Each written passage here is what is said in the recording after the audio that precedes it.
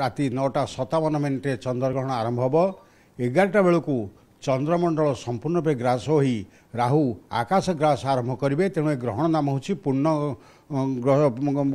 पूर्णग्रास खग्रास चंद्रग्रहण 11टा ठारू 12:22 पर्यंत आमे केवल रेड मून बा चंद्र को छायाटा देखिपर दीर्घ घंटे 22 मिनिट धरिक 12:22 मुख्य आरंभ हो एवं चंद्र औजल्य 1:27 बेलू फेरी आसो।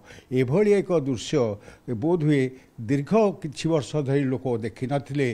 बर्तमान से भली एक दृश्य आम चलित चंद्रग्रहण देखा पाइबा। अर्थ आकाश एवं जो चंद्र संपूर्ण रूपे ग्रास कर सारा पुणी आकाश को मध्य किसी समय ग्रास राहु करती।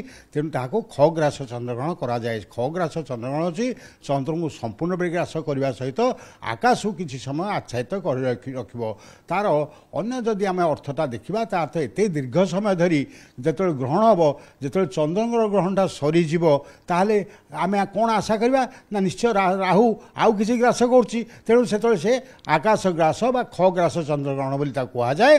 तेणु ये एक दृश्य बोधे दीर्घ दिन अंतरे आमर प्रथम थर एथर संगठित होगा जाऊँगी।